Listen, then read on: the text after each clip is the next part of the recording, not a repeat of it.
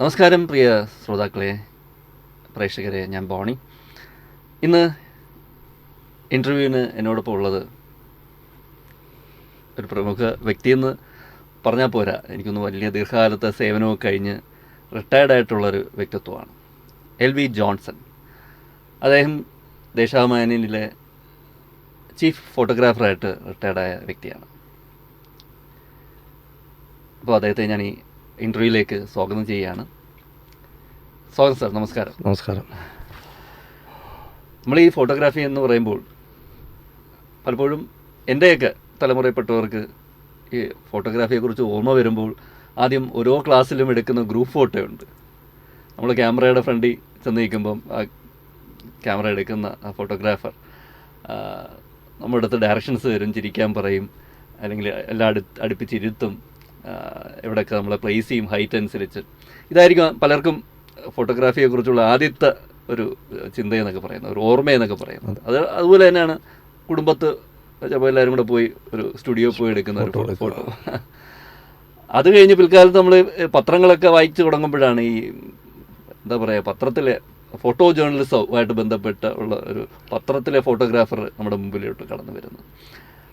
അതും ചില ചിത്രങ്ങൾ, നമ്മൾ പത്രം വായിക്കുന്നവരാണെങ്കിൽ ചില ചിത്രങ്ങൾ നമ്മുടെ മനസ്സിലോട്ട് വല്ലാതെ നമ്മൾ ഉലയ്ക്കുകയും സാന്ത്വനപ്പെടുത്തുകയും നമ്മളെ ചിന്തിപ്പിക്കുകയൊക്കെ ചെയ്യുന്ന ചില ചിത്രങ്ങളൊക്കെ ഉണ്ട്. അങ്ങനെ ചില ചിത്രങ്ങളൊക്കെ ഈ പത്രം വായിക്കുന്നവർ അല്ലെങ്കിൽ നമ്മളെ പഠന കാലയളവിലൊക്കെ ചിലപ്പോൾ കടന്നു വരും. പല ചിത്രങ്ങളും എന്നെ വല്ലാതെ ഉലയ്ക്കുകയൊക്കെ ചെയ്തിട്ടുണ്ട്. അതിൽ പെട്ടെന്ന് ഞാൻ ഓർത്ത് പറയുന്ന ഒരു ചിത്രമാണ്, ഇവിടെ എനിക്ക് അറിഞ്ഞുകൂടാ, ഓവർ ബ്രിഡ്ജിനകത്ത് പണ്ടൊരു ആക്സിഡൻ്റ് ഉണ്ടായിരുന്നു. ഒരു പെൺകുട്ടി ലോറിയുടെ അടിയിൽ കിടന്നിട്ട്, ആ അടിയിൽ കിടന്നിട്ടുള്ള ഫോട്ടോ ജീവനോടുള്ള കുറേ നേരം ആ ജീവൻ നിലനിന്നിരുന്നു. രാവിലെ എന്തോ റെയിൽവേ സ്റ്റേഷനിൽ ട്രെയിൻ കയറിയിട്ട് ഓട്ടോയിൽ കണ്ട് പോയതാ. അത് തന്നെ വല്ലാതെ കാലത്തും കുറേ നാൾ കൊലച്ച ഒരു ചിത്രമാണ്. അപ്പോൾ എൻ്റെ ജീവിതത്തിൽ എപ്പോഴും ഒരു ഫോട്ടോഗ്രാഫർ ഒരു വലിയൊരു സ്ഥാനം ഉണ്ടായിരുന്നു. അപ്പോൾ ഞാൻ അങ്ങനെ ഒരു വ്യക്തിത്വത്തെയാണ് ഇന്ന് ഇൻ്റർവ്യൂ ചെയ്യാൻ പോകുന്നത്. അതുകൊണ്ട് എനിക്ക് വലിയ സന്തോഷവും കുറച്ചും കൂടെ എന്താ പറയുക, കുറച്ച് മനസ്സിലാക്കണമെന്ന് ഭയങ്കര അതിയായ ആഗ്രഹവുമുണ്ട്. അപ്പോൾ ഞാൻ സാറിനെ ഈ വേദിയിലേക്ക് സ്വാഗതം ചെയ്യുന്നു, ഇൻ്റർവ്യൂവിലേക്ക് സ്വാഗതം ചെയ്യുന്നു ഒരിക്കൽ കൂടി. നമുക്ക് ആദ്യം സാർ എവിടെ ജനിച്ചത്, പഠിച്ചത് എന്നൊക്കെ ഒന്ന് അറിഞ്ഞിട്ട് നമുക്ക് ചോദ്യങ്ങളിലോട്ട് പതുക്കെ. ഞാൻ ജനിച്ചത് ആലപ്പുഴ ജില്ലയിലാണ്. കരിമുളയ്ക്കലിനും ചാരുമൂടിനും ഇടയിലുള്ളൊരു സ്ഥലമാണ് അവിടെ. അത് ഞാനൊരു 4 ക്ലാസ് വരെ ചാരുമൂട് സ്കൂളിലാണ് പഠിച്ചത്. അവിടുന്ന് BVHS എന്ന് പറയുന്ന താമരക്കുളം സ്കൂളിലേക്ക് ഒരു വർഷം ആയില്ല, 69. അപ്പോൾ ഞങ്ങൾ കൊല്ലത്തേക്ക് വന്നു. എൻ്റെ ഫാദറ് ജോലി ചെയ്തിരുന്നത് കാഷ്യൂ ഫാക്ടറിയിലെ ക്ലർക്കായിരുന്നു അന്ന്. അത് കാഷ്യൂ ഫാക്ടറി, വാൾട്ടറിൻ്റെ കാഷ്യൂ ഫാക്ടറി എന്ന് ക്ലോസ് ചെയ്യുന്ന സമയമായി. അങ്ങനെ ഞങ്ങൾ കൊല്ലത്തേക്ക് വരുന്ന 1969. പഠനം ഞാൻ ക്രയോൺ സ്കൂളിലാണ് പഠിച്ചത്. ഈ അപ്പോൾ നമ്മൾ അടുത്തൊരു ചോദ്യം വരുന്നത്, എപ്പോഴാണ് ഫോട്ടോഗ്രാഫിയിലോട്ട് കിടക്കുന്നത്? അതിനൊരു സാഹചര്യം കാണുമല്ലോ. ഫോട്ടോഗ്രാഫി അതോ കുട്ടിക്കാലം പോലെ താല്പര്യം ഉണ്ടോ? ഫോട്ടോഗ്രാഫി എൻ്റെ ഫാമിലിയായിട്ട് ബന്ധപ്പെട്ടിട്ട് എൻ്റെ അളിയൻ ഫോട്ടോഗ്രാഫി, അളിയൻ്റെ ചേട്ടൻ ഫോട്ടോഗ്രാഫിയായിട്ട്, അളിയൻ്റെ അനിയൻ ഫോട്ടോഗ്രാഫി.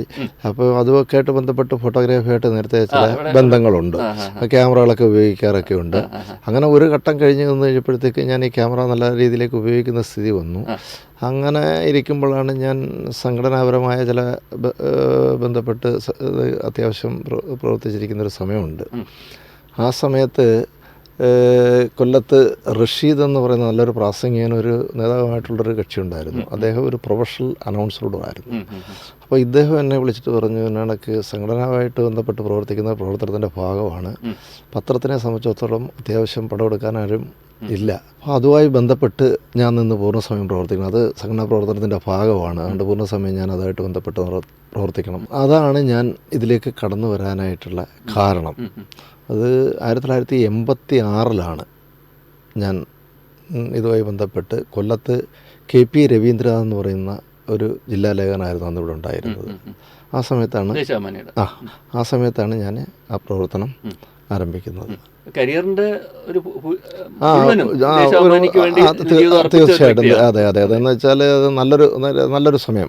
പിന്നെ ഇതിനകത്ത് ആയി ബന്ധപ്പെട്ട് പ്രവർത്തിച്ചു കഴിയുമ്പോൾ പിന്നുണ്ടാകുന്ന ഒരു മാനസിക, അന്നത്തെ കാലത്ത് പത്രപ്രവർത്തനം എന്ന് പറയുമ്പോൾ ഒരു ആവേശവും ഇത് കൂടുതൽ ചെയ്യണമെന്നുള്ള ആഗ്രഹം ഉണ്ടായിരുന്നു. അതും അതൊരു വലിയ മൂല്യം, അന്ന് പത്രപ്രവർത്തകർക്കും പത്രപ്രവർത്തനത്തിനും വന്നൊരു വലിയ മൂല്യമുള്ളൊരു കാലം. ഇന്നത്തെ സംബന്ധിച്ചിടത്തോളമല്ല, ഒരു അംഗീകാരങ്ങളൊക്കെ കിട്ടുന്നുണ്ട്. അതൊക്കെ കൂടുതലൊരു ഇൻസ്പിറേഷനായി നമുക്ക് നമുക്ക് കൂടുതൽ നിൽക്കാനും ഇത് ജോലി ചെയ്യുന്നതിനും. പിന്നെ പത്രത്തിലൊരു പടമൊക്കെ അടിച്ചു വരിക എന്ന് പറയുമ്പോഴത്തേക്ക് ഉണ്ടാകുന്ന വലിയൊരു കാര്യമാണ്. അന്ന് പത്രങ്ങൾ ഒന്ന് ഇത് കണക്കുള്ള മീഡിയ മൊബൈൽ എല്ലാവർക്കും പടം എടുക്കാം. ക്യാമറ ഉണ്ടെങ്കിൽ തന്നെ അവിടെയും ഒരു ജേർണലിസം നടക്കുന്നുണ്ട്. നമ്മൾ ചില ക്രൈം നടക്കുമ്പോൾ CCTV ആണ് അല്ലേ അത് റിപ്പോർട്ട് ചെയ്യല്ലേ, വിഷ്വൽ എടുത്തിട്ട്. പക്ഷേ അന്ന് കയ്യെത്തി പിടിക്കാൻ പറ്റില്ല. കാരണം എന്ന് പറഞ്ഞാൽ അതിൻ്റെ പ്രോസസ്സിങ്, ബ്ലാക്ക് ആൻഡ് പ്രോസസ്സിങ് അതും ഇതൊക്കെ ആയിട്ടും. പിന്നെ അന്ന് കോസ്റ്റ്ലിയാണ് ഫിലിം, മറ്റു സാധനങ്ങളൊക്കെ കിട്ടുന്നു. ഇന്നത്തെ ടെക്നോളജി കണക്കല്ല. അന്ന് 12 ഫിലിം കിട്ടുന്ന ഒരു റോളാണ്. അപ്പോൾ അത് കഴിഞ്ഞ് കഴിഞ്ഞാൽ പിന്നെ അടുത്ത ഫിലിം വലിയൊരു ഇന്നത്തെ കണക്ക് ഡിജിറ്റൽ എടുക്കുന്ന കണക്ക് ഒരു 100 പടം എടുത്തിട്ട് അതിൽ നിന്ന് ഒരു പടം സെലക്ട് ചെയ്യുന്ന രീതിയൊന്നും പറ്റില്ല അന്ന് മൊബൈലിൽ. അതെ, സാർ ഇടുന്നൊരു പടം എടുത്താൽ നാളെ പത്രത്തിൽ വരുമ്പോഴേ അത് ഒരാൾ പടം എടുത്തതിനുണ്ടെ മൊബൈൽ ഇട്ട് കഴിഞ്ഞാൽ 100,000 പേര് കാണിയാ. അതിലേറ്റവും അത് ചോദിച്ചുകൊണ്ട് പറയാൻ കഴിയുന്നത് KP രവീന്ദ്ര എന്ന് പറയുന്ന ലേഖകൻ കൊല്ലത്തുള്ളപ്പം അന്ന് CPM-ൻ്റെ ഏറ്റവും വലിയൊരു നേതാവ് എന്ന് പറയുന്നത് EMS ആണ്. അദ്ദേഹത്തിൻ്റെ ചിഹ്നക്കട നടക്കുന്ന യോഗം വൈകിട്ട് ഉണ്ടെങ്കിൽ അത് കഴിയും. അത് കഴിഞ്ഞിട്ട് ഈ പിന്നെ ലേഖനും വേറെ ക്ഷേണ എന്ന് പറയുന്ന അദ്ദേഹത്തിൻ്റെ ഒരു പിന്നെ സഹായിയുണ്ട്. രണ്ടുപേരുടെ വരും. അന്ന് പടം വാങ്ങിച്ചിട്ട് പിറ്റേ ദിവസം രാവിലെ പടം വായിച്ച് 3-ാമത്തെ ദിവസം രാവിലത്തെ പത്രത്തിലാണ് വരുന്നത്. ഇന്ന് ഇപ്പോൾ പടം എടുത്തു കഴിഞ്ഞാൽ ഇപ്പം എവിടെ എത്തണമെന്ന് പറഞ്ഞു കഴിഞ്ഞാലും എത്തത്തക്ക സാഹചര്യത്തിലേക്ക് മാറി അതിന്നുള്ളത്. ഈ ദേശാഭിമാനിയിലെ തുടക്കം പക്ഷേ എനിക്ക് തോന്നുന്നു കൊല്ലം മാത്രമല്ല അല്ലേ? കൊല്ലം മാത്രം, കേരളത്തിൻ്റെ ഒരുമാതിരിയുള്ള ജില്ലകളിലെല്ലാം ജോലി ചെയ്തിട്ടുണ്ട്. കാരണം കൊല്ലം, തിരുവനന്തപുരം, കൂടുതൽ തിരുവനന്തപുരത്ത് ജോലി ചെയ്തിട്ടുണ്ട്. ആലപ്പുഴ, കോട്ടയത്ത് 2 ടൈമായിട്ടൊരു 6-7 വർഷം ജോലി ചെയ്തിട്ടുണ്ട്. എറണാകുളം, പിന്നെ തൃശ്ശൂർ, പാലക്കാട്, ഇടുക്കി, കട്ടപ്പന അവിടെ തുടങ്ങിയ ബ്യൂറോകളായിട്ട് ജോലി ചെയ്തിട്ടുണ്ട്. ഈ പറഞ്ഞ ഫോട്ടോ ജേർണലിസം അല്ലെങ്കിൽ പത്രത്തിന് വേണ്ടി ഫോട്ടോ എടുക്കുന്നു, വാർത്തകൾക്ക് വേണ്ടി ഫോട്ടോ എടുക്കുന്നു. ഇതിന്റെ ബാലപാഠങ്ങൾ ആരാണ് പറഞ്ഞു തന്നത്? ഇങ്ങനെ എടുക്കണം അല്ല, അതിനകത്ത് ആരും പറഞ്ഞു തന്നതിലുള്ള ഇത് കണ്ട് മനസ്സിലാക്കി എന്നുള്ള ഒരു തരത്തിലാണ് ഇത് നമ്മൾ ചെയ്യുമ്പോൾ പല പിന്നെ അതിൽ എന്നെ ഇത് പറയുമ്പോൾ ഈ ചിത്രങ്ങൾ എൻ്റെ മനസ്സിൽ ആകർഷിച്ച ഏറ്റവും വലിയ സംഭവങ്ങളല്ല. ഞാൻ ചോദിക്കാൻ കാരണം ചിലര് പറയാറുണ്ട്, ചില ഡെഫിനിഷൻസ് പറയാറുണ്ട്, അതായത് ഒരു അടിക്കുറിപ്പില്ല, ഒരു വാർത്തയുടെ വിവരണമില്ലാതെ ഇത് ചിത്രം കണ്ടാൽ മനസ്സിലാവണം, അങ്ങനെ ഒരു ചിത്രമാണ് ഞാൻ ക്ലിക്ക് ചെയ്യേണ്ടത് എന്നുള്ള ഒരു അടിസ്ഥാന ബോധ്യം ആരിൽ നിന്നാണ് കിട്ടിയത്? അത് എന്ന് പറഞ്ഞു കഴിഞ്ഞാൽ ഞാൻ ഇതുമായിട്ട് ബന്ധപ്പെട്ട് പ്രവർത്തിച്ചിട്ട് നമ്മളുടെ മുമ്പ് പ്രവർത്തിച്ചിരുന്ന ആൾക്കാരുണ്ട്. അവരെ സംബന്ധിച്ചിടത്തോളം ഒരു പൊതുസ്ഥലത്ത് പ്രവർത്തിക്കാൻ വരുന്നുണ്ടെങ്കിൽ അവരോടൊപ്പം നിന്ന് പ്രവർത്തിച്ചിട്ടാണ് ഇതിൻ്റെ സാങ്കേതിക കാര്യങ്ങളെക്കുറിച്ച് കൂടുതൽ മനസ്സിലാക്കാനായിട്ട് കഴിഞ്ഞിട്ടുള്ളത്. ഇത് പറയുമ്പോൾ തന്നെ ഞാൻ പറയുന്നത് പണ്ട് ഈ ചിത്രങ്ങൾ നമ്മളെ ഏറ്റവും ആവശ്യമുള്ള സോവിയറ്റ് യൂണിയൻ്റെ മാഗസീൻ ഉണ്ടായിരുന്നു. അതിലൊക്കെ വരുന്ന ചിത്രങ്ങളൊക്കെ ഉണ്ടായിരുന്നു. അത് എനിക്ക് ഒരു ചെറുതിലെ അത് സ്ഥിരമായി കാണാൻ കഴിയുന്നൊരു അവസരം ഉണ്ടായിരുന്നു. അതൊക്കെ ഭയങ്കരമായിട്ട് നമ്മളെ അട്രാക്ട് ചെയ്തിട്ടുണ്ടായിരുന്നു. അപ്പോൾ നമ്മൾ അതിൻ്റെ വലിയ നല്ല ഗ്ലോസി പേപ്പർ, നല്ല പ്രിൻറ്റിങ്ങും നല്ല വലിയ മാഗസീനുമാണ് അതായിട്ട്. അപ്പോൾ അത് സ്ഥിരമായിട്ട് സോവിയറ്റ് റഷ്യ അതിൻ്റെ പേര് പോയി പറഞ്ഞത് വളരെ ചെറുതിലെയുള്ള സ്ഥലങ്ങൾ. അപ്പോൾ അതൊക്കെ നമ്മുടെ മനസ്സിലൊരു വലിയ ഈ ചിത്രങ്ങളോടുള്ള വലിയൊരു അടുപ്പം നമുക്ക്. ഈ സ്വന്തം ചിത്രങ്ങൾ കണ്ടിട്ട് ആരെങ്കിലുമൊക്കെ കമന്റ് പറയും, അല്ലെങ്കിൽ നേതാക്കളായാലും ഈ കാണുന്നവരൊക്കെ നേതാക്കളൊക്കെ കാണൂല, അവരൊക്കെ തീർച്ചയായിട്ടും ജോൺസാ ഇങ്ങനെ എടുക്കണം ചിത്രം, അല്ലെങ്കിൽ ഈ ചിത്രം കൊള്ളായിരുന്നു, അങ്ങനെയൊക്കെ പറഞ്ഞ് ചിത്രങ്ങൾ കൊള്ളാമെന്നുള്ള അഭിപ്രായം. ചിത്രങ്ങൾ വരുന്നതും അത് കൊല്ലത്തെ സംബന്ധിച്ചോളം പറയുമ്പോഴത്തേക്ക് കൊല്ലത്ത് എനിക്ക് തോന്നുന്നു 92 ശേഷമാണ് KSRTC പിന്നെ ആർ ബാലകൃഷ്ണനുള്ള KSRTC മന്ത്രിയായിരിക്കുമ്പോഴത്തേക്ക് നമ്മളിവിടുത്തെ ജില്ലയിലെ ഒരു ലേഖനം ഞാനുമായിട്ട് നിലമേൽ പോയിട്ട് അവിടുന്ന് ഞങ്ങൾ അടുത്തൊരു സ്ഥലത്ത് പോകാനായിട്ട് ബസ്സിൽ കയറുന്ന സമയത്ത് ബസ്സിനകത്ത് മഴ ചോരുന്നു. ഒരു കൈക്കുഞ്ഞിനെ കൊണ്ടൊരു അമ്മ അതിനകത്തിരിക്കുന്നു, കുട പിടിച്ചിരിക്കുക. അപ്പോൾ നമ്മൾ അതിനകത്ത് ചിത്രം എടുത്ത് ഇവിടെ വന്ന് ചിത്രം ഒന്ന് ബ്ലാക്ക് ആൻഡ് വൈറ്റ് ഇത് കൊടുത്തു കഴിഞ്ഞപ്പോഴത്തേക്ക് ഞാൻ സാധാരണഗതിയിൽ എൻ്റെ ഒരു ക്യാപ്ഷൻ പറഞ്ഞിട്ട് പോയി, പിള്ളേക്കറിയുമ്പോൾ തള്ളയുടെ വേദന. അന്ന് അദ്ദേഹം മന്ത്രിയാണ്, ബാലകൃഷ്ണനുള്ള മന്ത്രിയാണ്. കുഞ്ഞ് ഇപ്പം പിള്ളേക്കറിയും പിന്നെ തള്ളയുടെ വേദന എന്ന് പറഞ്ഞ് അങ്ങനൊരു ക്യാപ്ഷൻ അടിച്ചു വന്നു. അപ്പോൾ ഇത് കണ്ടെടുത്ത സമയം കഴിഞ്ഞിട്ട് അവിടെ ചില പരിപാടികൾക്ക് ആ പ്രദേശത്ത് പോയി അവിടുത്തെ പ്രധാനപ്പെട്ട കക്ഷികൾ കണ്ടിട്ട് അപ്പോൾ അവർക്ക് ഇത് ഭയങ്കരമായിട്ട് മനസ്സിൽ ഇഷ്ടപ്പെട്ടു. കാരണം ഇത് ബാലകൃഷ്ണ പിള്ളയുടെ ശ്രദ്ധയിൽ ഇത് പെട്ടോ, അങ്ങനെ ആരെങ്കിലും ഇൻഫോം ചെയ്തു? അത് പെട്ട് കാണാനില്ല, പക്ഷെ അതിനെപ്പറ്റി എനിക്കറിയില്ല. പക്ഷെ അവിടെ അല്ലാതെ നമ്മൾ കാണുമ്പോൾ നമ്മൾ ആ പ്രദേശമായിട്ട് ബന്ധപ്പെട്ടിട്ടുണ്ട്. പിന്നെ നമ്മൾ പരിപാടി പോകുമ്പോൾ അവർ കാണുമ്പോഴത്തേക്ക് അതേക്കുറിച്ച് നമ്മുടെ അടുത്ത് പറഞ്ഞിട്ടുണ്ട്, ചിത്രങ്ങളിലാണ് കാണുക.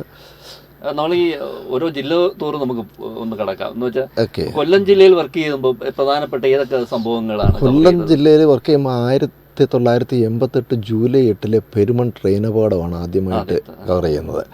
ആ പെരുമൺ ട്രെയിൻ അപകടം കവർ ചെയ്യുമ്പോഴത്തേക്ക് ഇവിടുത്തെ ജില്ലാലേഖകൻ RS ബാബു, ഇപ്പം മീഡിയ അക്കാഡമിയുടെ ചെയർമാനായിട്ട് ഇപ്പം കഴിഞ്ഞിരുന്ന RS ബാബു ആണ് ഇവിടുത്തെ ലേഖകൻ. അന്ന് പ്രസ് അക്കാഡമിയിൽ പഠനം കഴിഞ്ഞ് വന്നിരുന്ന ഇന്നത്തെ കേരളാവന്തിയുടെ പിന്നെ വാർത്താ വിഭാഗത്തിൻ്റെ അസോസിയേറ്റ് എഡിറ്ററും ചാനലിലെ അവതാരകനോടായ VS രാജേഷ് ഉണ്ട്. അപ്പം അന്ന് 88 ജൂലൈ 8 പ്രത്യേകത ഉണ്ടെന്ന് ഇവിടുത്തെ MLA ആയിരുന്ന മേഴ്സിക്കുട്ടിയമ്മയുടെ കല്യാണ ദിവസമായിരുന്നു. അപ്പം ഞാൻ താമസിക്കുന്നത് കടപ്പാക്കട ഫയർഫോഴ്സിൻ്റെ തൊട്ടടുത്താണ്.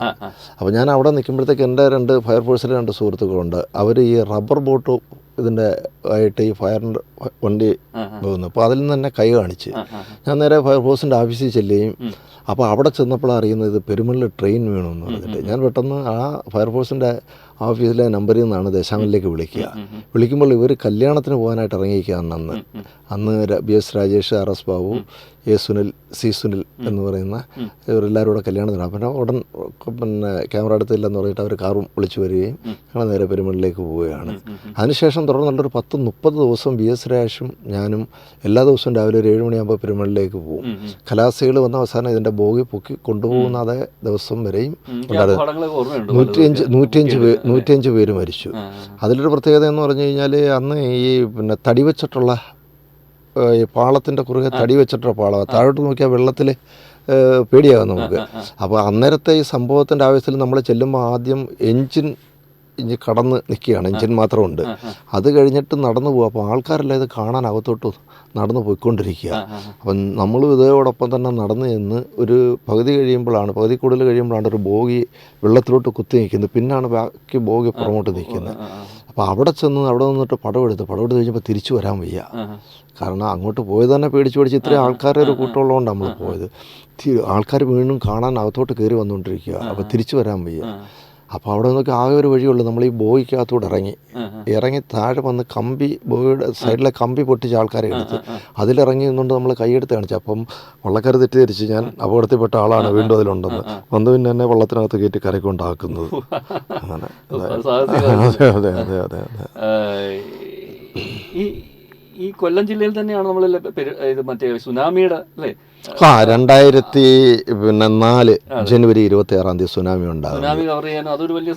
സുനാമി ഒന്ന് കവർ ചെയ്യാനായിട്ട് സുനാമി മുമ്പ് ഞാൻ ജസ്റ്റ് വീട്ടിൽ TV കണ്ടുകൊണ്ടിരിക്കുമ്പോഴാണ് സുനാമി ഉണ്ടായി, കൊല്ലത്തുണ്ടായി. അപ്പോഴേ ഞാൻ പെട്ടെന്ന് പിന്നെ അന്നൊരു കാര്യമുണ്ട്, ഞാൻ ഈ വളരെ വർഷങ്ങളായിട്ട് ഈ പൗഡർ ഇടാറില്ല. ഇങ്ങനെയൊക്കെയുള്ള ചില കാര്യങ്ങൾ മാറ്റി വെച്ചു. കാരണം ചില സംഭവം ഉണ്ടാകുമ്പോഴത്തേക്ക് അപ്പോഴേ ഇറങ്ങി പോവുക എന്നുള്ളതുകൊണ്ട് ഈ ഒരുങ്ങാനും നിൽക്കാനുള്ളൊരു സമയം ഇല്ല എന്ന് പോവുക എന്നുള്ളതാണ്. കാരണം അന്നത്തെ ഒരു അപ്പോൾ അത് കാരണം പെട്ടെന്ന് ഞങ്ങളടുത്ത് പോയി കൊല്ലം വാടിയിലാണ് വരുന്നത്. വാടിയിൽ വരുമ്പം അന്ന് കാറില്ല അന്ന് പെട്ടെന്ന് കാർ വിളിച്ച് സംഭവം വിളിച്ച് കമ്മ്യൂണിക്കേറ്റ് ചെയ്തിട്ട് അല്ല, അത് സൈക്കിളിൽ പോയി തുടങ്ങിയ കാലം ഉണ്ടായിരുന്നു ആദ്യം. മനസ്സിലായില്ല സൈക്കിളിൽ. അതെ അതെ അതെ അതെ അതെ അതെ. പിന്നെ ബൈക്ക്, അത് പിന്നെ സ്കൂട്ടറായി, പിന്നെ വളരെ നേരത്തെ സ്കൂട്ടറായി. അപ്പം പിന്നെ വാടിയിൽ വരുന്ന സമയം വെള്ളം ഉൾവലിഞ്ഞ് പോയിക്കൊണ്ടിരിക്കുക. അപ്പോൾ അവിടെ നിന്ന് കഴിഞ്ഞ് പിന്നെ അവിടുത്തെ ആൾക്കാരെല്ലാം ഇറങ്ങി അതിൽ നിന്ന് ഈ ശംഖും കാര്യം ഇതുമെല്ലാം പെറുക്കിയെടുക്കുന്നു. കടല് പിന്നിലോട്ട് ഉൾവലിഞ്ഞ് അതെ അതെ ഇതെല്ലാം പെറുക്ക് കക്കയും ചിപ്പിയും ഇതൊക്കെ പെറുക്കുന്നുണ്ട്.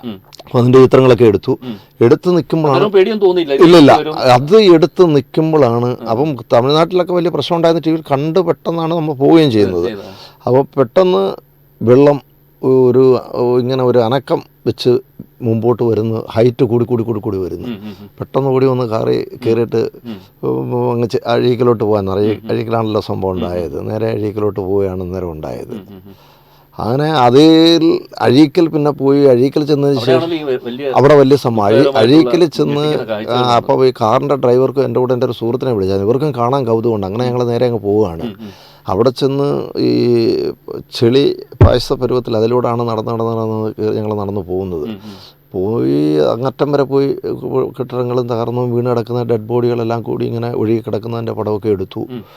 തിരിച്ച് നമ്മൾ താലൂക്ക് ആശുപത്രി വരുമ്പോഴാണ് അറിയുന്നത് ഈ ഒരു പത്രക്കാരും ആദ്യം ഒരു സംഭവം മനസ്സിലാക്കി ഇത് കഴിഞ്ഞതിന് ശേഷം അങ്ങോട്ട് പോയില്ല. കാരണം രണ്ടാമതും സുനാമി ഉണ്ടായി. അന്നൊരു പോലീസ് ഓഫീസറൊക്കെ തെങ്ങിൻ്റെ മുകളിൽ ചാടി കയറി രക്ഷപ്പെടുകയൊക്കെ. അതെ സർക്കിൾ ഇൻസ്പെക്ടർ. അപ്പം അത്തരത്തിൽ ഇത് അറിഞ്ഞു. പക്ഷേ ഞങ്ങളിതൊന്നും അറിയാതെ അവിടെ എത്തിപ്പെടുന്നത്. അതുകൊണ്ടാണ് അങ്ങ് ഒരു അത് നടന്ന് പടമെടുക്കാനായിട്ട് കഴിഞ്ഞു. അപ്പം ആൾക്കാരാരുമില്ല. വളരെ ഒന്നോ രണ്ടോ അവിടെ നടന്ന സംഭവത്തിന്റെ ഗൗരവം മനസ്സിലാകാതെ പോയി. രണ്ടാമത് ഈ സുനാമി ഉണ്ടായി എന്ന് അറിയാൻ വയ്യാതാണ് നമ്മൾ പോകുന്നത്. ഇത് അറിഞ്ഞ് മനസ്സിലാക്കിയാണ് ഈ പത്രപ്രവർത്തകരെല്ലാവരും കൂടെ താലൂക്ക് ആശുപത്രിയുടെ സ്ഥലത്തേക്ക് പോയി. പിന്നെ അങ്ങോട്ട് പോകാൻ തയ്യാറായില്ല. ഇതറിയാതാണ് നമ്മൾ പോകുന്നത്. പക്ഷെ നമ്മൾ പോയി അങ്ങേറ്റം വരെ പടമെടുത്തു, തിരിച്ചു വന്നു. പക്ഷെ സാധാരണ കണക്ക് നടന്നു പോകാൻ പറ്റത്തില്ല. ചെളിയും എല്ലാം നിറഞ്ഞ് ഇതായി കിടക്കുന്ന ഒരു രീതിയിലാണ്. വളരെ ചുരുക്കം 3-4 പേരുണ്ട്. അവർ ഒന്ന് ആൾക്കാരെ കണ്ടിട്ടുള്ളൂ, വേറെ ആരെയും കണ്ടില്ല. അങ്ങനെ വന്ന് പടമെടുത്ത് തിരിച്ചു വന്നു.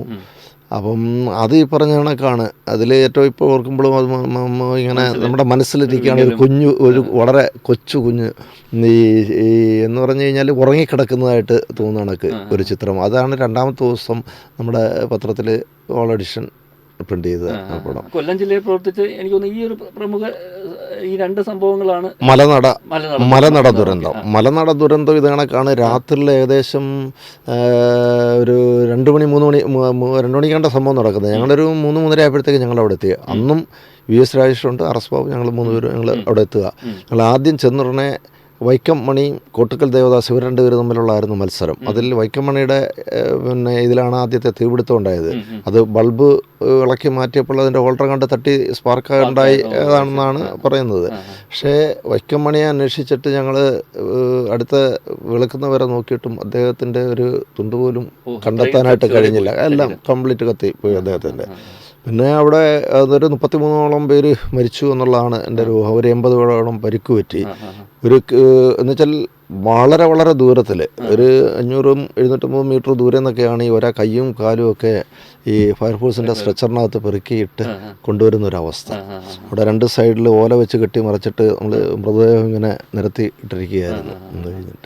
ഇങ്ങനെയുള്ള ഒരു സിറ്റുവേഷനിൽ എത്തരം ചിത്രങ്ങൾ എടുക്കാനാണ് ഈ പറഞ്ഞ ഭയങ്കര ചിത്രങ്ങൾ നമ്മൾ അവിടെ ചെന്ന് കഴിയുമ്പോൾ നമുക്ക് ഏറ്റവും അവിടെയൊക്കെ എന്തൊക്കെ ഉണ്ട്. അപ്പം മറ്റു കാര്യങ്ങളെക്കുറിച്ചൊന്നും ഓർക്കത്തില്ല. നമ്മൾ മാക്സിമം അവിടെ കാണുന്ന ചിത്രങ്ങളും ഉണ്ടായ സംഭവങ്ങളും പെട്ടെന്ന് എടുക്കുക എന്നുള്ളതാണ്. പിന്നെ പോലും വന്നിരുന്നിട്ടായിരിക്കും നമ്മളിതൊക്കെ സെലക്ട് ചെയ്യാനും നോക്കാൻ. അന്നേരം നമുക്ക് ഏറ്റവും കാണുന്നതെല്ലാം അതെ അതൊക്കെ അത് എനിക്ക് തോന്നുന്നു ഇതൊക്കെ സാധാരണഗതിയിൽ നമുക്ക് ഒരു പിന്നെ കാണുന്നതിലൊരു വലിയ ഭയപ്പാടും കാര്യങ്ങളൊക്കെ ഉണ്ടെങ്കിൽ, പക്ഷേ ഇത് ചെല്ലുമ്പോൾ നമ്മുടെ ഒരു പ്രൊഫഷൻ്റെ ഭാഗമായിട്ട് നിൽക്കുക നമ്മളിതൊന്നും ആലോചിക്കുന്നില്ല. അന്നേരം മാക്സിമം അവിടെ നമ്മൾ ചിത്രങ്ങൾ എടുക്കുക ഇല്ല, അത്തരത്തിലേക്ക് ഇതൊന്നും വന്നിട്ടില്ല. അതേ കണക്ക് തന്നെ കൊല്ലമായിട്ട് ബന്ധപ്പെട്ട് പറയുമ്പോഴത്തേക്ക് 92 വെള്ളപ്പൊക്കം. അന്ന് നവദമ്പതികളൊക്കെ ആര്യങ്കാവിൽ സൈഡിൽ കുടിലൊക്കെ ഉണ്ടായിരുന്നിടത്തുനിന്ന് ഒഴുകിപ്പോയി മരിച്ച സംഭവമുണ്ട്. ശങ്കലി വനത്തിനകത്തുനിന്ന് ആന വരെ ഒഴുകിപ്പോയ സംഭവമുണ്ട്. അപ്പോൾ അന്ന് ജില്ലയിൽ ആഗമനം നമുക്ക് പോയി. അന്ന് ശരിക്കും പറഞ്ഞു കഴിഞ്ഞാൽ അച്ചൻകോവിലിൽ അന്ന് ചെല്ലുമ്പോൾ ചെങ്കോട്ട വഴി കറങ്ങി ഞങ്ങൾ പോകുന്നത്. പിന്നാണ് റോഡ് പുനലൂരിൽ നിന്ന് റോഡ് ഉണ്ടായ കാരണം. അന്ന് ആ സമയത്ത് പോകുമ്പോഴത്തേക്ക് അച്ചൻകോവിൽ ചെങ്കോട്ട ചുറ്റിയാണ് അച്ചൻകോവിലേക്ക് പോയിരുന്നത്. 92 വെള്ളപ്പൊക്കം വലിയ ഒരുപാട് നാശങ്ങളുണ്ടായൊരു സംഭവമാണ്, ഒരു പ്രധാനപ്പെട്ട സംഭവം. നമ്മൾ അടുത്തൊരു ജില്ല നമുക്ക് ചോദിച്ചു കഴിഞ്ഞാൽ ഇനി നമുക്ക് പറയാൻ പറ്റുന്ന ഇങ്ങനെ എന്തെങ്കിലും പ്രമുഖമായിട്ടുള്ള അല്ലെങ്കിൽ അന്നത്തെ വാർത്താ പ്രാധാന്യമുള്ള ചിത്രങ്ങൾ കവർ ചെയ്ത വാർത്താ പ്രാധാന്യമുള്ളത് പറഞ്ഞാൽ ഇപ്പോൾ തൊട്ടടുത്ത് കോട്ടയം 96 പോലെ ഞാൻ ജോലി ചെയ്തതാണ്. കോട്ടയത്ത് ഉണ്ടായിരുന്നൊരു സമയത്ത് പെട്ടെന്ന് എനിക്ക് പറയാൻ കഴിയുന്ന കോട്ടയത്ത് ബേക്കർ ജംഗ്ഷൻ എന്ന് പറഞ്ഞൊരു ജംഗ്ഷനുണ്ട്. ബേക്കർ ജംഗ്ഷൻ അതൊരു ബേക്കർ സാഹിബിൻ്റെ പേരിലുള്ളതാണത്. ആ ബേക്കർ സാഹിബിൻ്റെ കുടുംബ വീടായിരുന്നു ഇന്നത്തെ താജ് ഹോട്ടൽ. അപ്പം ഞാനിവിടെ ഒരു സംസ്ഥാന KSTയുടെ അധ്യാപക സംഘടനയുടെ ഒരു സംസ്ഥാന പഠന ക്യാമ്പുമായിട്ട് ബന്ധപ്പെട്ടിട്ട് കുമരകത്ത് പോയി നിൽക്കുമ്പോൾ ഒരു സാഹിബ് വന്നു. അപ്പോൾ ഒരാൾ എന്നെ വിളിച്ച് പറഞ്ഞ് ഇത് താജ് ഹോട്ടലിൽ ഇവരുടെ കുടുംബ വീടായിരുന്നു, സാഹിബിന് മലയാളം അറിയാമെന്ന് പറഞ്ഞു. ഞാൻ ഈ പുള്ളിയുടെ പുറകെയൊക്കെ പോയി കുറേ മലയാളമൊക്കെ പറഞ്ഞിട്ട് പുള്ളിയൊന്നും മൈൻഡ് ചെയ്യുന്നില്ല, പുള്ളി അങ്ങ് പോയി. അപ്പോൾ എൻ്റെ അടുത്ത് പറഞ്ഞ് പുള്ളി ഇവരുടെ ഒരു കളിത്തോഴനുണ്ട് കുട്ടൻ എന്ന് പറഞ്ഞ്, ഇവരുടെ കൂടെ ഒപ്പം ഉണ്ടായിരുന്നു, ഇവരുടെ ജോലി ആയിട്ടൊക്കെ ബന്ധപ്പെട്ട് നിന്നിരുന്നത്. പുള്ളി എൻ്റെ അടുത്താണ് താമസിക്കുന്നവർ. അത് വളരെ വളരെ ദൂരെയാണ്. അത് ഒരു വരമ്പൻ തോടിൻ്റെ സൈഡിൽ കൂടെ നമ്മൾ നടന്നു പോകണം. ഞാൻ നടന്ന് ഒരു 2 കിലോമീറ്റർ നടക്കണം. നടന്നിട്ട് ഞാൻ അവിടെ ചെന്ന് കഴിഞ്ഞപ്പോഴത്തേക്ക് ഇദ്ദേഹം ഭാര്യയായിട്ട് വെള്ളത്തിൽ തുഴഞ്ഞ് അത് വീട്ടിൽ വന്ന ഉടനെ ഇദ്ദേഹത്തെ കുട്ടാന്നും പറഞ്ഞിട്ട് 2 കയ്യിൽ ഇദ്ദേഹത്തെ കോരി ഇങ്ങനെ എടുക്കുമായിരുന്നു. അപ്പോൾ ഞാൻ ക്യാമറയൊക്കെ ആയിട്ട് നിൽക്കുന്നു, ചിത്രങ്ങളെടുത്തു.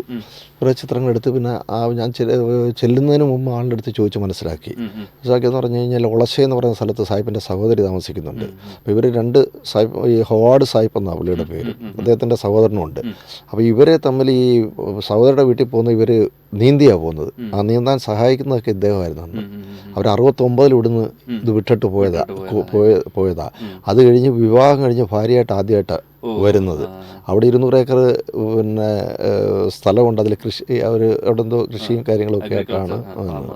അപ്പം ഈ സംഭവം ഞാൻ ഓഫീസിൽ അവിടെ നിന്ന് ലാൻഡ് ഫോണൊക്കെ ഉള്ളിടത്തുനിന്ന് വിളിച്ചു. അപ്പോൾ അവിടെ നിന്ന് വരാൻ ആരുമില്ല.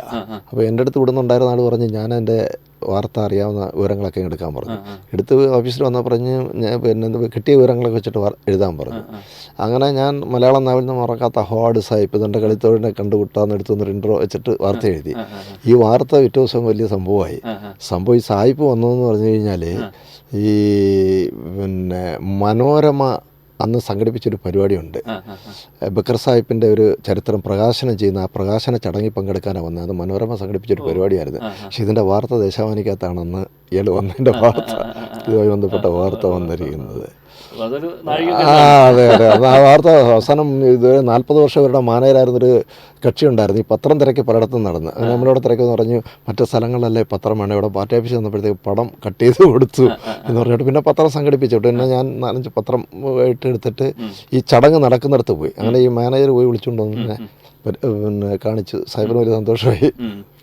ഈ എടുത്തു പറയേണ്ടത് എനിക്കൊന്ന് കൊല്ലം യൂത്ത് ഫെസ്റ്റിവൽ അല്ലേ, യുവജനോത്സവം 96-97 സംസ്ഥാന സ്കൂൾ യുവനോത്സവം കൊല്ലം ബോയ്സ് ഹൈസ്കൂളിൽ നടക്കുന്നതാണ് ആദ്യത്തെ യുവനോത്സവം കവർ ചെയ്യുന്ന ഇതായിട്ട് വരുന്നത്.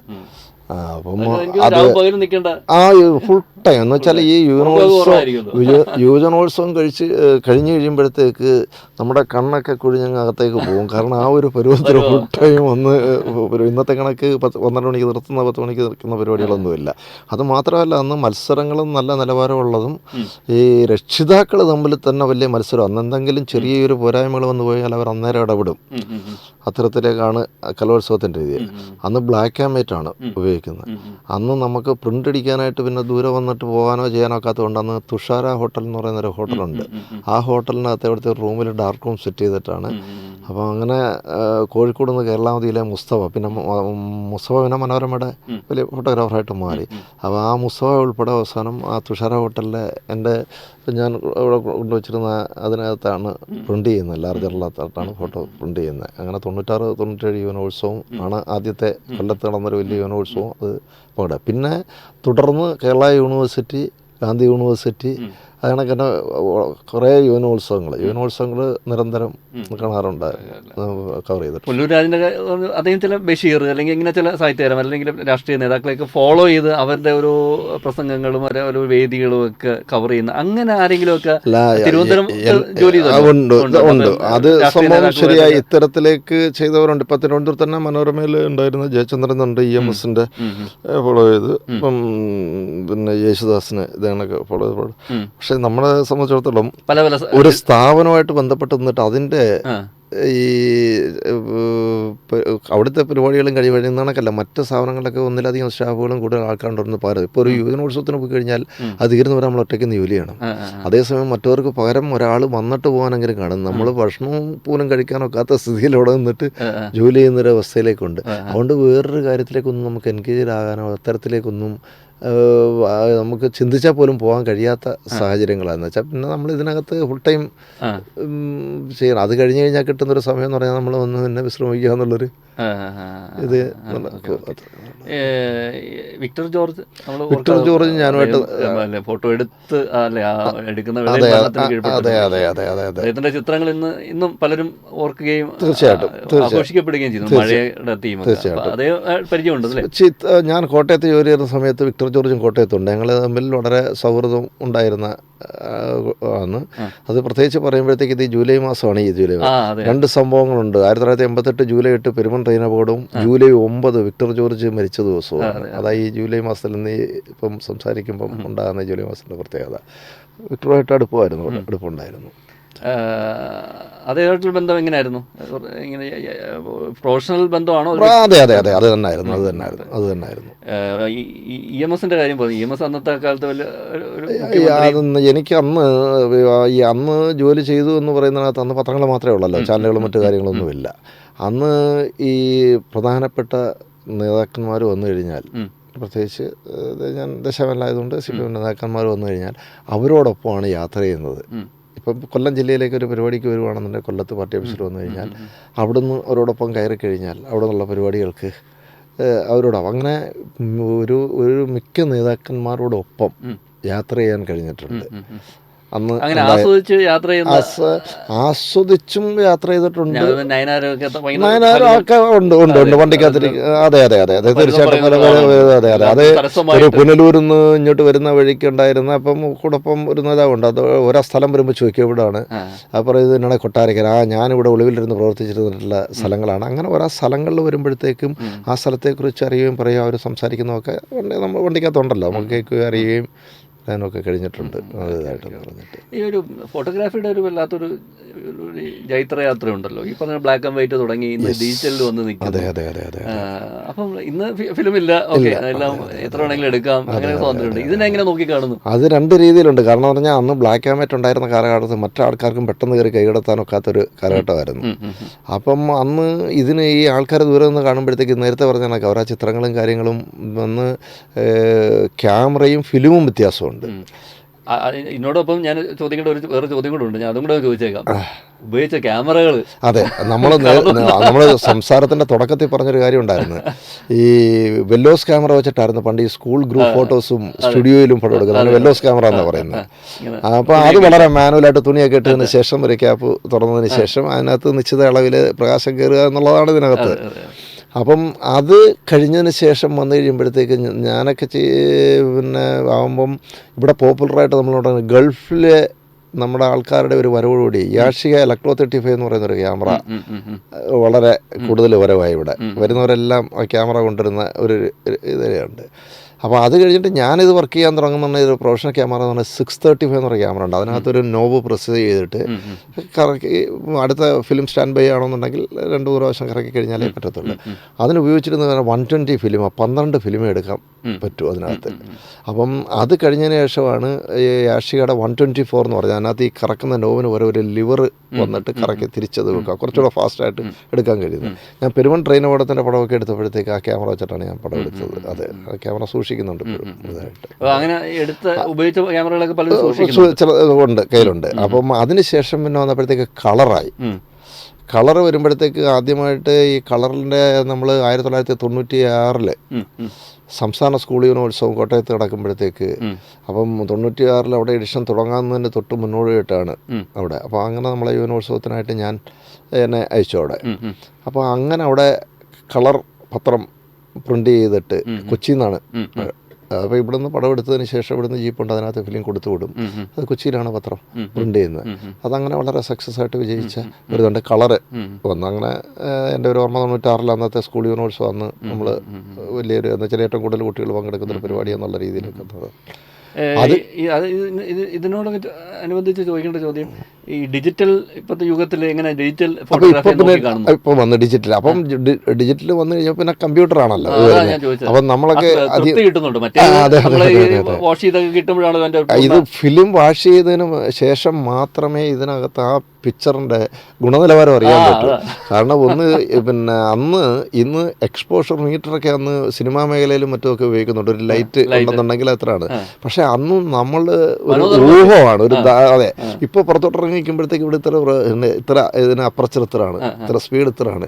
ഇത് നമ്മളുടെ ഒരു ഊഹത്തിൽ അതങ്ങ് വെക്കുക. പിന്നെ ഇത് ഫിലിം വാഷ് ചെയ്ത് കഴിയുമ്പോഴാണ് അതിൻ്റെ ആ ഒരു പിക്ചറിൻ്റെ നിലവാരം അറിയുന്നത്. അതെ. ഇപ്പോൾ ഇതൊന്നും നോക്കണ്ട, നമ്മൾ കണ്ണടച്ച് എത്ര പടം വേണേലും എടുക്കാം, എടുത്തു കഴിഞ്ഞിട്ട് അതിൽ നിന്ന് പറഞ്ഞാൽ സെലക്ട് ചെയ്യുക. ഈ രണ്ട് വ്യത്യാസങ്ങളുണ്ട്. ഇപ്പോൾ ഡിജിറ്റൽ വന്നു കഴിഞ്ഞപ്പോഴത്തേക്ക് പിന്നെ അതിൻ്റെ സാങ്കേതികമായിട്ടുള്ള കാര്യങ്ങളെന്ന് പറഞ്ഞു കഴിഞ്ഞാൽ കുറേ കൂടെ ഈസിയായി കാര്യങ്ങൾ, ഈസിയായി. പിന്നെ കമ്പ്യൂട്ടർ ഉപയോഗിക്കുക എന്നുള്ളൊരു ഇത്. ഈ നമ്മൾ എനിക്ക് തോന്നുന്നു പെരുമൺ ട്രെയിൻ ദുരന്തത്തെക്കുറിച്ച് പറഞ്ഞു, അതൊക്കെ തന്നെ ചേപ്പാട് ലെവൽ ക്രോസ് വരുന്നത്. അതെന്ന് പറഞ്ഞു കഴിഞ്ഞാൽ കല്യാണം, കൊട്ടാരക്കരയിൽ നിന്ന് കല്യാണം കഴിഞ്ഞ് വന്നിരിക്കുന്ന ഒരു ബസ്സിൽ വന്നിരുന്ന ആൾക്കാരാണ്. അതിലും ഒരു 30-33 പേരെ കണ്ട് മരിച്ചതായിട്ടാണ്, കൃത്യമായിട്ട് അങ്ങനെയാണ് എൻ്റെ ഒരു ഊഹം, മരിച്ചതായിട്ടാണ്. അത് ട്രെയിൻ വന്ന് ഈ ലെവൽ ക്രോസ്, അടപ്പില്ലാത്ത ലെവൽ ക്രോസാണ്, വണ്ടി വന്ന് അവിടെ നിന്നുപോയി. പെട്ടെന്ന് വണ്ടി എടുക്കാൻ കഴിയാതായി പോയി. അത് പോയി ആ അപകടത്തിൽ 10-30 പേര് ഉണ്ടായിരുന്നു. അതിൽ പിന്നെ ഈ പയ്യൻ്റെ അച്ഛനും മറ്റൊരാളെ തൊട്ടടുത്ത് ഈ ഇതിൻ്റെ കഷ്ണങ്ങളൊക്കെ തെറിച്ച് പോയി വീണ ഒരു വീടുണ്ട്. അപ്പോൾ അവിടെ വയ്ക്കുമ്പോൾ ഒരു പോലീസ് ഓഫീസർ എൻ്റെ അടുത്ത് പറയുന്നത് 2 പേര് ആ വീട്ടിൽ ഇരിപ്പുണ്ട് എന്ന് പറഞ്ഞിട്ട്. ഞാൻ അവിടെ ചെന്ന് നോക്കുമ്പോഴത്തേക്ക് ഇങ്ങനെ താഴെ ഒരാൾ കിടക്കുകയാണ്, ഒരാൾ ഒരു ഇതിലിങ്ങനെ ചാരി ഇരിക്കുകയാണ്. അങ്ങനെ അവരുടെ പടം എടുത്തു. അങ്ങനെ അതാണ് നമ്മൾ പിറ്റേ ദിവസം 1-ാം തീയതി നമ്മുടെ പടമായിട്ട് വന്നിരുന്നുണ്ട്, ചേപ്പാട് ദുരന്തമായിട്ട് ബന്ധപ്പെട്ട്. ഈ ക്യാമറ പിടിച്ചോണ്ട് പോയ സംഭവം കൊല്ലത്ത് ഏറ്റവും വലിയൊരു വിദ്യാർത്ഥി സമരം, അന്ന് പ്രൈവറ്റ് കോളേജ് വിദ്യാർത്ഥികളും സംയുക്തമായിട്ടൊരു ഏറ്റവും വലിയ, അന്ന് KN ബാലഗോപാൽ ഇന്നത്തെ ധനകാര്യമന്ത്രി, അന്നത്തെ ഇവിടുത്തെ SFIയുടെ ജില്ലാ സെക്രട്ടറി ആയിട്ടിരിക്കുന്ന സമയമാണ്. അന്ന് ഏറ്റവും വലിയൊരു വിദ്യാർത്ഥി, അതിനുശേഷം അത്രയും വലിയൊരു വിദ്യാർത്ഥി സമരം കൊല്ലത്ത് നടന്നിട്ടില്ല.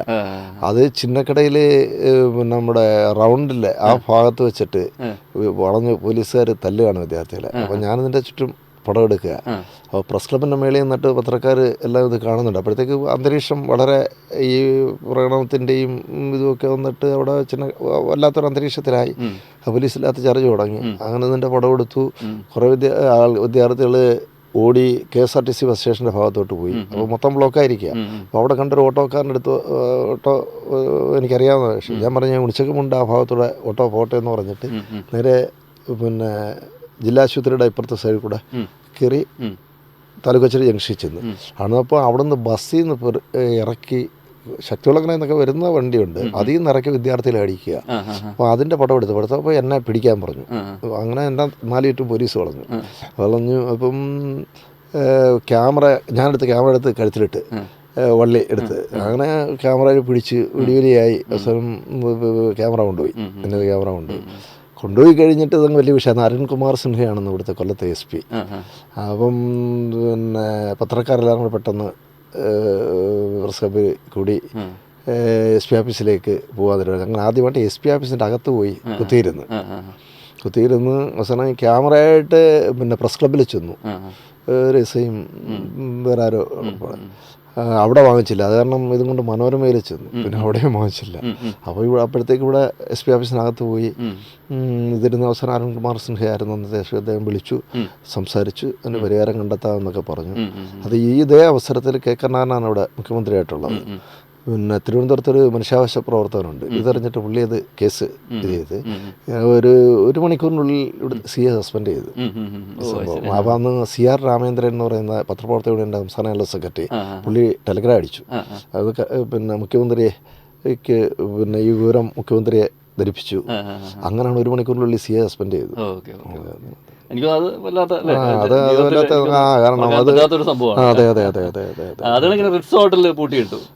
അത് ഇത് കണക്ക് നമ്മുടെ കൊല്ലത്ത് ഒരുമാതിരി ആൾക്കാർക്ക് അറിയാൻ കഴിയുന്നൊരു സംഭവം ഉണ്ടെന്ന് പറഞ്ഞു കഴിഞ്ഞാൽ, എന്നൊരു വിദേശി വന്നതിന് ശേഷം ഈ കൊച്ചുകുട്ടികൾക്ക് ബാങ്ക് അക്കൗണ്ട് തുടങ്ങിയിട്ട് അതിനകത്ത് പൈസ ഇട്ട് കൊടുക്കും. എന്നിട്ട് ഇവരുമായിട്ട് ഇങ്ങനെ കൂട്ടമായിട്ട് നടക്കും. ഇത് പലതവണയായിട്ട് ഇത് ശ്രദ്ധയപ്പെട്ടിട്ടുണ്ട്. അപ്പോൾ ഇതെന്താ കാര്യം എന്നുള്ളതൊന്ന് അന്വേഷിക്കണമെന്നറിയണം. പുള്ളി ഇതെന്താ ഇങ്ങനെ കൊടുക്കുന്നതെന്നറിയാനായിട്ട് പുള്ളി ഇങ്ങനെ അന്വേഷിച്ച് തിരക്കി വരുമ്പോഴത്തേക്ക് റിട്സ് ഹോട്ടലില്ല ഇവർ നിൽക്കുന്ന കൂട്ടമായിട്ട് നിൽപ്പുണ്ട്. അപ്പം ഞാൻ അവിടെ ചെന്ന് ഞാനൊരു പടം എടുത്തു. ഈ പടം എടുത്തപ്പോൾ സാഹിബ് ഭയങ്കര ക്ഷുഭിതനായി. ഹോട്ടലുകാരെ വിളിച്ചതായെന്ന് അറിഞ്ഞു. ഇവർ പിടിച്ച് തന്നെ അതിനകത്ത് അങ്ങ് കൂട്ടിയിട്ട്. അപ്പോൾ സംഭവം ഈ ഹോട്ടലിൽ ഈ ഭക്ഷണം സ്ഥിരമായിട്ട് ഈ കുട്ടികൾക്ക് വാങ്ങിച്ചു കൊടുക്കുക പുള്ളി അവിടെ ചെന്നിട്ട്. അത് പുള്ളിയുടെ ബഹളം ഉണ്ടായി കഴിഞ്ഞപ്പോഴത്തേക്ക് അവർക്കത് അവരുടെ ബിസിനസ്സിനെ ബാധിക്കുന്നതല്ലേ. അങ്ങനെ എന്നെ പിടിച്ചടച്ചിട്ട് അപ്പോൾ ആരോ കണ്ടിട്ട് ഇത് ദശാവനെ വിളിച്ചു പറഞ്ഞു. അങ്ങനെ അന്ന് ഉണ്ടായിരുന്നൊരു A. സുനിൽ എന്ന് പറയുന്ന അന്ന് DYFIയുടെ ഒരു നേതാവായിരുന്നു ഇവിടെ ഉണ്ടായിരുന്നു. സുനിലും പിന്നെ RS ബാബു എന്ന് പറഞ്ഞാൽ ഇവർ രണ്ടുപേരും അവിടെ വന്നിട്ടാണ് പിന്നെ എന്നെ അവിടെ നിന്ന് തുറന്നിറക്കി വിടുന്നത്.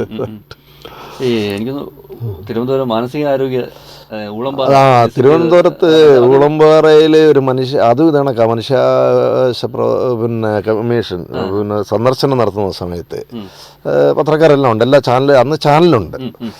അങ്ങനെ സന്ദർശിക്കാൻ പോയ സമയത്ത് ഞാൻ പോകുമ്പോൾ ഇവരിൽ നിന്ന് വളരെ പിന്നിൽ, ഇത് സന്ദർശനം കഴിഞ്ഞ് വരുമ്പോൾ ഇവർ ഏറ്റവും പിന്നിൽ ഇങ്ങനെ നടന്നു വരുന്ന സമയത്ത് അവിടെ ഒരു നല്ല കാണാൻ കൊള്ളാവുന്ന നല്ല ഒരു 10-25 വയസ്സിനകത്ത് വരുന്നൊരു പെൺകുട്ടി എന്നിട്ട് പറയുന്നത്, എന്നെ ഒന്ന് വീട്ടിൽ നിന്ന് വിളിക്കാനായിട്ട് പറ്റുമോ, എനിക്കൊന്ന് ഫോൺ തരുമോ ഇതെന്ന് ചോദിച്ചു. അപ്പം അന്ന് ഈ മൊബൈലൊക്കെ വലിയ പൈസ ഉള്ള സമയമാണ്. അന്ന് എനിക്ക് ഏറ്റവും വേണ്ട ശാസ്താംകോട്ടയിലുള്ള ഡി ജോസ് എന്ന് പറയുന്ന കക്ഷി സൂര്യ ടിവിയുടെ ലേഖന. എനിക്കൊരു സ്വാതന്ത്ര്യമൊക്കെ ഉണ്ട് പുള്ളിയോട്. ഞാൻ പുള്ളിയുടെ നിന്ന് ഫോൺ വാങ്ങിച്ചിട്ട് നമ്പർ പറയാമെന്ന് പറഞ്ഞിട്ട് ആ കുട്ടിയുടെ പറഞ്ഞ നമ്പറിനകത്ത് ഡയൽ ചെയ്ത്. അപ്പം എന്തിനാ അമ്മൂമ്മ എന്നെ ഇവിടെ കൊണ്ടിട്ടിരിക്കുന്നത് എന്നാൽ ഇത് വളരെ സാധാരണ രീതിയിലേക്ക് സംസാരിക്കുന്നത്. അങ്ങനെ ഞാനത് പടം എടുത്ത് ഇവർ വിഷ്വലും എടുത്തു അതിനകത്ത്. അന്ന് ആ സൂര്യ ടി വിയിലെ വിഷ്വൽ വന്നു. പിറ്റേ ദിവസം പത്രത്തിൽ പടം അടിച്ച് കഴിഞ്ഞപ്പോൾ അവിടുന്ന് അവർ വലിയ ഭീഷണിയും വിളിയും ബഹളമൊക്കെ ആയി വേറെ ആൾക്കാർ പിടിച്ച്. അത് കഴിഞ്ഞിട്ട് അവർ കേസ് ഫയൽ ചെയ്യുന്ന പറഞ്ഞ് വക്കീൽ നോട്ടീസ് അയച്ചു. അപ്പോൾ ഒരു ദിവസം അടുത്ത് ഓഫീസിൽ പറഞ്ഞ് അവിടെ ഇരിക്കണം എന്നാണ് അവർ വരുമെന്നൊക്കെ പറഞ്ഞില്ല. പക്ഷെ അവരാരും വന്നൊന്നുമില്ല. കാരണം ഇതിൻ്റെ പേരിൽ സ്വത്തുണ്ടായിരുന്നു. അച്ഛനും അവരെ കുടുംബ പ്രശ്നമായിട്ട് അച്ഛനും അമ്മയും കണ്ട വേർപിരിഞ്ഞ് പോയ കാര്യമുണ്ട്. അമ്മൂമ്മയുടെ അപ്പൂപ്പൻ്റെ തണെല്ലാം കണ്ടായിരുന്നു. ഇതിനെ ഇവിടെ കൊണ്ടുവന്ന് ഇതിൻ്റെ മാനസികരോഗ്യം നമ്മളിവിടെ കൊണ്ടുവന്ന് ഇത് ഇട്ടിരുന്നതാണ്. അപ്പോൾ അതിന് ഈ വാർത്തയൊക്കെ കണ്ടതിന് ശേഷം ഗൾഫിൽ നിന്ന് വരെ വിവാഹാലോചന വരെ വന്നു പിന്നെ കത്ത് വന്നു പറയുന്നതായിട്ട്. ഈ തൃശ്ശൂർ പൂരം കവർ ചെയ്ത് തൃശ്ശൂർ ഞാൻ 2002 ഞാൻ തൃശ്ശൂരിൽ ഇവിടുന്ന് ട്രാൻസ്ഫർ ആയി പോയി തൃശ്ശൂരിൽ ജോലി ചെയ്തിരുന്ന സമയമുണ്ട്. ആ സമയത്ത് മറക്കാനൊക്കാത്തൊരു സംഭവം എന്ന് പറഞ്ഞു കഴിഞ്ഞാൽ, ഞാനും നമ്മുടെ ഒരു ലേഖനുണ്ട്, ഞങ്ങൾ രണ്ടുപേരും കൂടെ പോയിട്ട് ഒരു വൈകിട്ടുള്ളൊരു സമയമാണ് പൂരത്തിൻ്റെ അന്ന്. വൈകിട്ടുള്ള ആ ഒരു സമയം പോയി ഒരാളിനെ കണ്ട് ഇതെല്ലാം നിർമ്മിക്കുന്ന ഒരു കക്ഷിയെ പോയി കണ്ടു. അതിൻ്റെ ഇൻ്റർവ്യൂ എടുത്ത് പുള്ളിയുടെ പടമൊക്കെ എടുത്തിട്ട് ഞങ്ങൾ തിരിച്ച് ഓഫീസിൽ വന്നു. ഓഫീസിലിരുന്ന് ഈ പടം കമ്പ്യൂട്ടറിലിട്ട് ഒരന്ന് ചെയ്യുമ്പോഴാണ് പെട്ടെന്ന് ബ്യൂറോയിൽ നിന്ന് ആൾ വഴി വന്നിട്ട് ചോദിച്ചിട്ട് മറ്റേ പടം ഇത് കിട്ടും എവിടെയാണ് കിട്ടുക. ഞാൻ പറഞ്ഞ ആൾ അപകടത്തിൽ മരിച്ചു എന്ന് പറഞ്ഞു. അപ്പോൾ ഞാൻ എന്ത് പറ്റിയെന്ന് പറഞ്ഞു കഴിഞ്ഞാൽ, ഇയാൾ ഇത് കത്തിക്കാൻ പോകാറില്ല. അന്ന് പുള്ളി ഇത് പോയി കത്തിച്ചു. അതെ അതെ അതെ, കത്തിക്കില്ല. അവർ അങ്ങനെ കണ്ടുകൊണ്ട് ഇതിൻ്റെ ഒരു ചുമതലക്കാർ അതിൻ്റെ സാങ്കേതികത്വം എന്താണെന്ന് എനിക്കറിയാം. അന്ന് ഇത് പോയി കത്തിച്ചപ്പോൾ ഇത് കത്തിയില്ല. പുള്ളി ഇതിനകത്തോട്ട് എത്തി നോക്കിയത് പെട്ടെന്ന് പൊട്ടി കഴുത്തം പോയി ഇതായിട്ട്. അന്ന് പിന്നെ അത് നിർത്തിവെച്ചു, വെടിക്കെട്ട് നിർത്തിവെച്ചായിരുന്നു അന്ന്. അതായിട്ട് അതൊരു ഭയങ്കര എന്ന് വെച്ചാൽ നമ്മൾ ജീവനായിട്ട് ഒരാളിനെ കണ്ടിട്ട് തിരിച്ചു വന്ന് മണിക്കൂറുകൾക്ക് ആളിന് ഇത്തരത്തിലേക്കൊരു ദുരന്തം ഉണ്ടാവുക എന്ന് പറയുന്നത്. കുതിരാൻ എന്ന് പറയുന്ന ഇപ്പോൾ ഉണ്ടല്ലോ തുരങ്കം, കുതിരാൻ. ആ പെട്ടെന്ന് ഓഫീസിൽ വിളിച്ച് പറയുന്നുണ്ട്, കുതിരാനിലൊരു ചെറിയ അപകടമുണ്ടായി, വണ്ടി ഇടിച്ച് അത്യാവശ്യം പോകണം. അപ്പം ഞങ്ങൾ ഇവിടുന്ന് ചെല്ലണമെങ്കിൽ കുതിരാനിൽ എത്തണമെങ്കിൽ തൃശ്ശൂരിൽ നിന്ന് ചെല്ലണമെന്നുണ്ടെങ്കിൽ അങ്ങനെ ഒരു അരമണിക്കൂറിനുള്ള സമയം എടുക്കുമെന്നുള്ളതാണ് തോന്നുന്നത്. പാലക്കാട് അടുത്ത് വരുന്നൊരു സ്ഥലമായിട്ട് വരും. അവിടെ ചെല്ലുമ്പോൾ ഒരു വണ്ടി ഇടിച്ചതിന് ശേഷം ഒരു സ്റ്റീറിങ് നെഞ്ചിൽ ജാമായിട്ട് ഒരു ഡ്രൈവർ ജീവനോട് ഇരിക്കുക അതിനകത്ത്. അവിടെ ചെന്ന് നമ്മൾ പടമൊക്കെ എടുത്ത് അത് കഴിഞ്ഞ് പെട്ടെന്ന് ഓർമ്മ വന്നപ്പോഴത്തേക്ക് തൃശ്ശൂര് ഉണ്ടായിരുന്നൊരു സംഭവത്തിൻ്റെ ഭാഗം പറയാം. അതെ അതെ അതെ, മണിക്കൂറുണ്ട്. ആ ഏർവാടിയിൽ സംഭവം എന്ന് പറഞ്ഞു കഴിഞ്ഞാൽ ഈ മാനസികമായി ഓരോ ആൾക്കാർ കൊണ്ടുവന്ന് ഉപേക്ഷിക്കുന്ന ആൾക്കാരാണ് ഏർവാടിയിൽ. കാരണം കൊണ്ടുവന്നിട്ട് അപ്പോൾ അവിടുത്തെ ജീവിതം ഒരു ദുരിത ജീവിതമാണ്. കാരണം 2 കാലിൽ ചങ്ങലയിട്ടേക്കും രണ്ടുപേരെ തമ്മിൽ. ഒരാൾക്ക് അയാളുടെ എന്തെങ്കിലും അത്യാവശ്യം ഒരു കാര്യത്തിന് പോകണമെന്നുണ്ടെങ്കിൽ ഈ ആളും കൂടെ പോയേ പറ്റൂ ഇവരെ തമ്മിൽ. എന്നിട്ടൊരു ഓല ഷെഡ് കെട്ടിയിട്ട് എന്തിനു വേണേലും മറ്റാളുടെ കൂടെ പോയേ പറ്റൂ. 2 പേരെ ചങ്ങലയിട്ട് വെച്ചിരിക്കുക. എന്നിട്ട് ഒരു ഓല കെട്ടിയ വലിയൊരു ഷെഡ്, അതിനകത്തൊരു ടി വിയും വെച്ചിട്ട് കുറേ ആൾക്കാരെ അതിനകത്ത് അടുക്കി വെച്ചേക്കുന്ന കുറേ ആൾക്കാർ തന്നെ കുത്തിയിരിപ്പുണ്ട്, അവരതും കണ്ടിരിപ്പുണ്ട്. പിന്നെ ഇവിടുന്ന് അവിടെ ഒരു മുസ്ലിം പള്ളിയാണ്, ഏർവാടി എന്ന് പറയുന്നൊരു മുസ്ലിം പള്ളിയാണ്, സാധാരണ ചെറിയ പള്ളിയാണ്. അപ്പോൾ അവിടെ ചെല്ലുന്ന ആൾക്കാർ അവിടുത്തെ നേർച്ച എന്ന് പറഞ്ഞിട്ട് അവിടുത്തെ ഭക്ഷണം മറ്റു കാര്യങ്ങൾ, പിന്നെ ഇവിടുന്ന് ഈ പോകുന്ന ആൾക്കാർ ഇത് പല ഷെഡുകളുണ്ട് അവിടെ ഇതായിട്ട്. ഇവർക്ക് പൈസ കൊടുക്കും. പിന്നെ ഇത് കൊണ്ടാക്കിയിരിക്കുന്ന ആൾക്കാരുണ്ടല്ലോ വീട്ടുകാർ, ഇവർ കൊണ്ടുവന്ന് പൈസ കൊടുക്കും. ഇവർ വയ്യാതെ നോക്കാൻ വയ്യാത്തൊരു സ്ഥിതിയിലൊക്കെ കൊണ്ട് ഇട്ടിട്ട് പോകുന്ന ആൾക്കാരാണ്. അപ്പോൾ അത് തീപിടുത്തം ഉണ്ടായത്. അവർക്ക് എങ്ങോട്ട് ഓടി രക്ഷപ്പെടാനൊക്കെ അവിടെ കിടന്ന് വെന്ത് മരിക്കുകയായിരുന്നല്ലോ ഉണ്ടായിരുന്നത്. അപ്പോൾ അതിന് പിന്നെ അത് വേർപടി അത് കവർ ചെയ്യാനായിട്ട് പറ്റിയിട്ടുണ്ട്. അത് പോയിട്ട് അതുകൊണ്ടിങ്ങനെ ഈ വർക്ക് ചെയ്ത സ്ഥലങ്ങളിൽ ഇഷ്ടപ്പെട്ട ഒരു സ്ഥലം ഏതാണ്? കുറച്ചും കൂടെ ആൾക്കാരുടെ ഒരു എന്താ പറയുക, പാലക്കാട് പെരുമാറ്റം കൊണ്ടോ അത്യാവശ്യം ഒരു അന്തരീക്ഷവും ഇതും എല്ലാം നോക്കി കഴിഞ്ഞാൽ എല്ലാ ജില്ലകളിലും ഉണ്ട്. അത് അതെ അതെ അതെ അതിന്റെ ഭാഗമായിട്ട് എല്ലാ ജില്ലകളിലും പ്രവർത്തിച്ച വ്യക്തിയാണ്. അപ്പോൾ ഒരു അറിയാൻ കഴിയും. അത് അത്യാവശ്യം എനിക്ക് അനുഭവപ്പെട്ടുള്ളത് പാലക്കാടാണ്. കൊല്ലമല്ല, പാലക്കാട് ആൾക്കാരൊക്കെ വളരെ വലിയ കാര്യവും സ്നേഹമുള്ള ആൾക്കാർ പാലക്കാടാണ്. Okay okay. അപ്പോൾ നമ്മുടെ റേഡിയോയിൽ ഒരു കുട്ടി സാറ് വിളിക്കും പാലക്കാട്ട്. വലിയ കാര്യമാണ്. ശരി, ഓക്കെ ഓക്കെ ഓക്കെ. അപ്പോൾ ഈ ഏറ്റവും ഇഷ്ടപ്പെട്ട ചിത്രം കാണുമല്ലോ അങ്ങനെ? ഞാൻ എടുത്തു പറഞ്ഞാൽ അത് എൻ്റെ ജീവിതത്തിന് ആദ്യമായിട്ട്, കാരണം നമ്മൾ ഈ ആദ്യം ജോലി ചെയ്യുന്നൊരു സമയത്തുണ്ട്, നമുക്ക് ഈ പത്രത്തിൽ പടം അടിച്ചു വരുക എന്ന് പറയുന്ന ഒരു വലിയ കാര്യമല്ലേ, അപ്പോൾ നമ്മളത് കാണുന്നത്. ആ സമയത്ത് എന്ന് പറഞ്ഞാൽ വീക്കെൻഡ് ഉണ്ട്. ഈ വീക്കെൻഡിൽ ഒരു 1/2 പേജ് ചിത്രം അടിച്ചു വരും.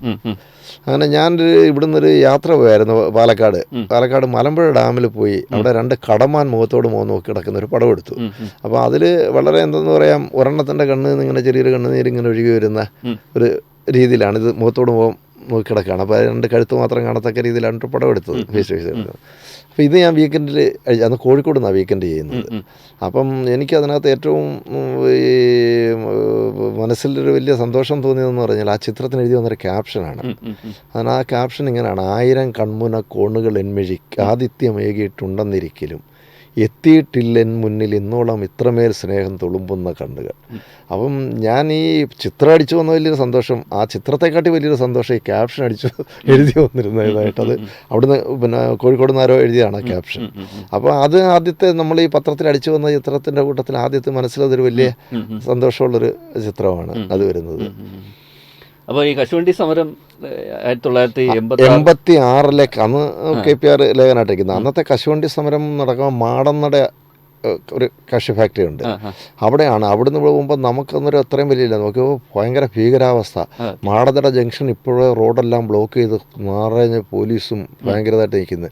അപ്പം ഇദ്ദേഹം നമ്മുടെ കൂടെ വന്ന് പറഞ്ഞ് പിന്നെ വണ്ടിയൊക്കെ അങ്ങ് ദൂരെ ഇട്ടിട്ടാണ് നടന്നു പോയിട്ട് പറഞ്ഞ് നേരെ അങ്ങ് പോയാൽ മതി എന്നുള്ള തരത്തിലേക്ക് പോകുമ്പോൾ ഫുൾ പോലീസിൻ്റെ കൺട്രോളിൽ വേറെ ഇതൊന്നുമില്ല, വല്ലാത്തൊരു അന്തരീക്ഷത്തിലേക്ക്.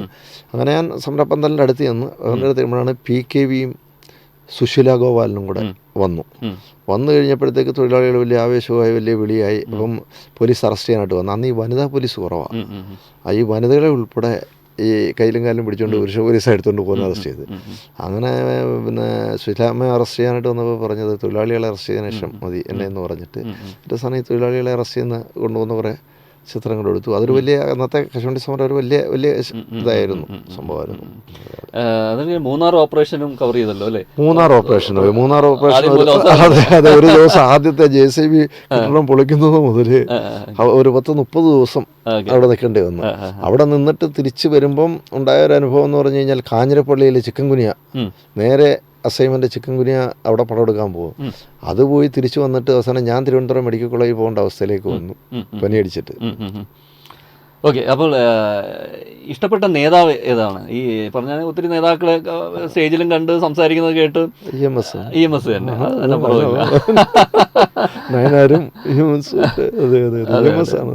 ഈ ഞാൻ പുതിയ തലമുറയ്ക്ക് വേണ്ടി ചോദിക്കുകയാണ്, അത്രയും ചീഫ് ഫോട്ടോഗ്രാഫറായിട്ട് റിട്ടയർഡ് ആയ വ്യക്തിയാണ് താങ്കൾ. പുതിയ ഈ ഫോട്ടോ ജേർണലിസത്തിലോട്ട് കടന്നു വരുന്ന വിദ്യാർത്ഥികൾ, അവർ ഒരു നല്ല ജേർണലിസ്റ്റ് ആവാൻ എന്തൊക്കെ കടമ്പകൾ കടക്കണം, അല്ലെങ്കിൽ എന്തൊക്കെയാണ് ഒരു ഉപദേശം നൽകാനുള്ളത്? അവർക്ക് നൽകാനുള്ളൊരു ഉപദേശം എന്ന് പറയുന്നൊന്നുമില്ല. ഒന്നെന്ന് പറഞ്ഞു കഴിഞ്ഞാൽ, ഇത് ഈ വാർത്തയായാലും ചിത്രമാണെങ്കിലും ജീവിതവുമായി ബന്ധപ്പെട്ടതാണ്. അപ്പം ഇതിനകത്ത് ഈ പത്രങ്ങളിലാണെന്നുണ്ടെങ്കിലും ചാനലുകളാണെങ്കിലും നമ്മളിന്ന് കാണുന്നതെന്ന് പറഞ്ഞു കഴിഞ്ഞാൽ പോസിറ്റീവായിട്ടുള്ള കാര്യങ്ങളെക്കുറിച്ചൊന്നുമല്ല. 80-90% വരുന്നതും നെഗറ്റീവായിട്ടുള്ള, എന്ന് വെച്ചാൽ ഇത് കുഴപ്പമായി, അതെല്ലാം എന്നാണക്കായി ഇത്തരത്തിലേക്കുള്ള കാര്യങ്ങളാണ് ചിത്രങ്ങളായാലും വാർത്തകളായാലും ആയിട്ടും തന്നെ വരുന്നത്.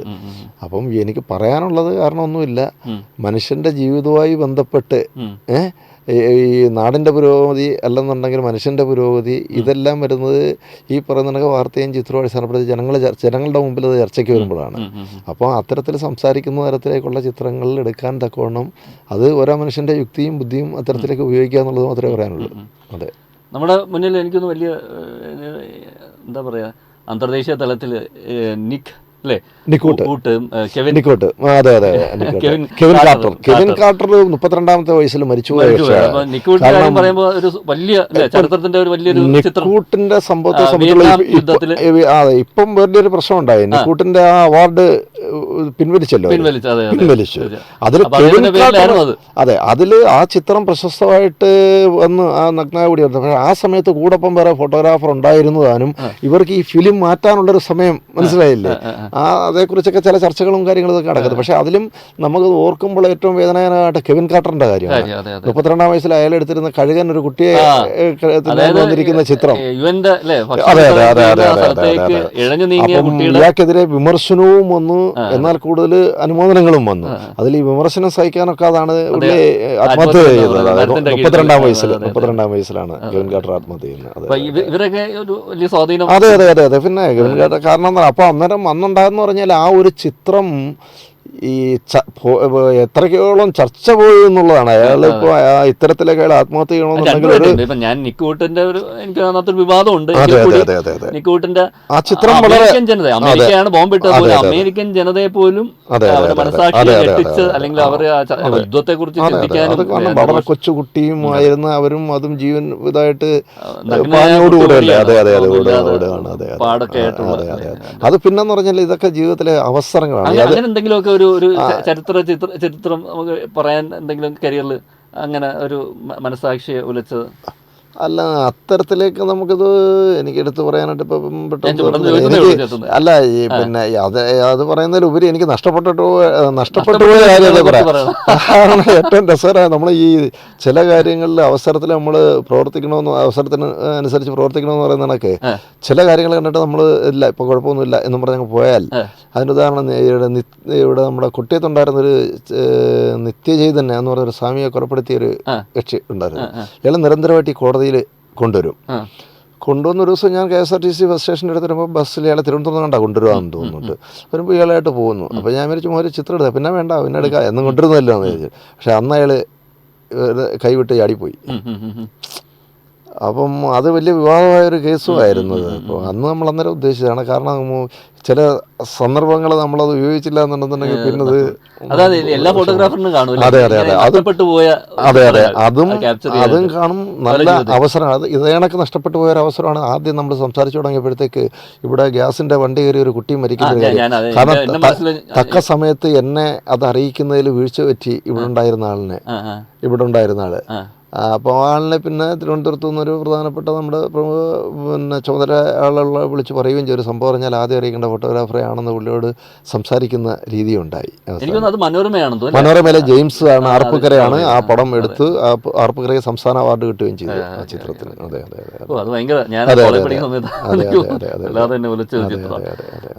അപ്പോൾ ഈ എന്താണ് ഇന്നത്തെ ഈ ഒരു ഫോട്ടോഗ്രാഫർ തലമുറ, ഇപ്പോഴത്തെ ഫോട്ടോസ് കാണുമ്പോൾ താങ്കളൊരു നേരത്തെ ചോദിച്ച പുതിയ ഫോട്ടോഗ്രാഫർ എന്നുള്ള നിലയിൽ? അല്ല, ഇന്നിപ്പം എന്ന് പറഞ്ഞു കഴിഞ്ഞാൽ എല്ലാവരും നേരത്തെ പറയുകയാണെങ്കിൽ എല്ലാവരും ഫോട്ടോഗ്രാഫറാണല്ലോ. അപ്പോൾ അതിൽ ഏതാണ് മെച്ചതും ഏതാണ് ഇതാണെന്നൊന്നും പറയുന്ന കണക്ക് ഒരു തരത്തിലായി മോശമായ പ്രവണത അല്ലെങ്കിൽ എന്താണ് ഒരു പോരായ്മ തോന്നുന്നത്, അങ്ങനെ എന്തെങ്കിലും തോന്നാറുണ്ടോ? അങ്ങനെ എന്ന് പറഞ്ഞു കഴിഞ്ഞാൽ എക്സ്പീരിയൻസ് ഉള്ള ഒരു വ്യക്തി. അതെ, അത് ഇതിനകത്ത് ഇപ്പം ഞാൻ വർക്ക് ചെയ്യുന്ന സമയത്തായിരിക്കുമ്പോഴും ഈ ചാനലുകളൊക്കെ പിന്നെ വന്നു തുടങ്ങിയ ഒരു കാലഘട്ടങ്ങളിലൊക്കെ ഉണ്ട്. ഈ ഇതിനകത്തൊരു പിന്നെ നമ്മളിപ്പോൾ പോയി മിക്ക ആൾക്കാരും പറയുന്നതാണ് ഈ ഫോട്ടോഗ്രാഫേഴ്സിനെ കൊണ്ട് നമുക്ക് ഒന്നും അറിയാനും പറ്റുന്നില്ല, കാണാനും പറ്റുന്നില്ല എന്ന് പറയുന്നത്. അപ്പോൾ അതിനകത്തൊക്കെ പാലിക്കേണ്ട ചില അത്യാവശ്യം മര്യാദകളുണ്ടല്ലോ, അത് നമ്മൾ സ്വയം മനസ്സിലാക്കി പാലിക്കണമെന്ന് മാത്രമേ നമുക്കത് പറയാൻ പാടുള്ളൂ. കാരണം അത് ഈ മറ്റുള്ളവരെ നമ്മൾ നിൽക്കുമ്പം നമ്മുടെ ഒരു ഭാഗം നമുക്കെല്ലാ അവകാശങ്ങളുണ്ട്, നമ്മളെല്ലാം ഇതുണ്ട്, നമ്മളിതെല്ലാം ചെയ്യാൻ പറ്റും, നമ്മൾ ചെയ്താലേ ബാക്കിയുള്ളവർ അറിയൂ എന്നൊക്കെ ഉള്ളൊരു തോന്നൽ നിന്ന് കഴിഞ്ഞാൽ മറ്റുള്ളവരെയും കൂടെ മാനിക്കണം. എനിക്ക് പല നേതാക്കളും സ്വാതന്ത്ര്യക്കുറവ് ഇവരെല്ലാം കൂടെ ഈ പറഞ്ഞ ക്യാമറ ആയിട്ടൊക്കെ അവരെ മുമ്പിലോട്ട് തള്ളി കയറുമ്പോൾ ഉണ്ടാവുന്ന. ഇതോടൊപ്പം നേരത്തെ ചോദിച്ചതിൻ്റെ ഭാഗമായിട്ട് പുതിയ തലമുറയുടെ അടുത്ത കാര്യങ്ങളാണ്. പുതിയ തലമുറ ഇപ്പോൾ വരുമ്പോൾ കാണുന്ന നാടല്ല ഞാനന്ന് ജോലി ചെയ്യുമ്പോൾ കാണുന്ന നാട്. അന്ന് ചിന്നക്കടയിൽ നടക്ക് വലിയ പാലമില്ല, കുഞ്ഞമ്മ പാലം എന്ന് പറഞ്ഞാൽ ചെറിയ പാലമേ ഉള്ളൂ. പള്ളിത്തോട്ടത്ത് ചെറിയൊരു തടിപ്പാലമാണെന്നുള്ളത്. അപ്പം ഇന്നത്തെ ഈ പുതിയ ജനറേഷൻ ആൾക്കാരെ ചിലപ്പോൾ പറഞ്ഞാൽ അറിവ് പോലും കാണുകയില്ല. അയാൾ പറഞ്ഞിട്ടുണ്ട് ആ തടിപ്പാലം വന്ന് പിന്നെ കോൺക്രീറ്റ് പാലം വന്നു പള്ളിത്തോട്ടത്ത്, പിന്നെ അത് കഴിഞ്ഞിട്ട് കുറച്ചുകൂടെ വലിയ പാലം വന്നു. അപ്പം ഇത്തരത്തിലേക്ക് വലിയ കണക്ക് തന്നെ പള്ളിത്തോട്ടത്തുണ്ടായ ഒരു വെടിവെപ്പ്, അന്ന് അതൊരു വലിയ സംഭവമാണ്. വള്ളത്തോട്ടുണ്ടായ ഒരു വെടിവെപ്പ് എന്ന് പറഞ്ഞു കഴിഞ്ഞാൽ അത് ഒരു മനുഷ്യൻ പോലും പള്ളിത്തോട്ടത്തില്ലാതെ ഇവിടുന്ന് നാട് വിട്ടു പോകുന്നൊരു സ്ഥിതിയിലേക്ക് ഉണ്ടായിരുന്നല്ലോ അന്ന് പോകുന്ന സമയത്ത് തടിപ്പാല ഉള്ളത്. എന്തായാലും നമ്മൾ ഏറെ നേരം സംസാരിച്ചു. എന്നാലും ഇങ്ങനെയുള്ള സംസാരങ്ങൾക്ക് അങ്ങനെ നമുക്ക് ഒരു നിർത്താൻ പറ്റില്ല എന്ന് വെച്ചാൽ അങ്ങനെ ഇൻട്രസ്റ്റിംഗ് ആയിട്ടുള്ള ഒരു വിഷയമാണ്. അപ്പൊ എന്തായാലും എനിക്ക് സമയക്കുറവുള്ളതുകൊണ്ട് ഞാൻ നിർത്തിയാണ്. ശരി. അപ്പോൾ സാറിന് എല്ലാവിധ ആശംസകളും. എന്താണ് റിട്ടയർഡ് ലൈഫിൽ എന്താണ് സാർ ഇപ്പോൾ? റിട്ടയർഡ് ലൈഫിൽ വേറെ പ്രത്യേകിച്ചൊന്നുമില്ല. അത്യാവശ്യം ഞാൻ ഒരു ചില എന്താ പറയും ഹാം റേഡിയോ എന്ന് പറയുന്നൊരു ഇതുമായിട്ട് ബന്ധപ്പെട്ട് ഞാൻ സഹകരിക്കുന്നുണ്ട്. ഞാൻ കഴിഞ്ഞ ദിവസം എൻ്റെ ഒരു പരീക്ഷ എഴുതി ഞാനത് ജയിച്ചു. 2 പിന്നെ അത്യാവശ്യം യാത്രകൾ അതാണ് ഉദ്ദേശിച്ചത്. അതെ അതെ അതെ അത് തന്നെ മാത്രമാണ്. അപ്പോൾ ഇവിടെ വിളിച്ചതിലും സംസാരിക്കാൻ കഴിഞ്ഞാലും സന്തോഷം. റേഡിയോ വെൻസീറിനും എല്ലാവരോടും എൻ്റെ നന്ദി രേഖപ്പെടുത്തുന്നു. ഞങ്ങളുടെ നന്ദി. സമയം ഞങ്ങളോടൊപ്പം ചെലവിട്ട് താങ്ക് യു.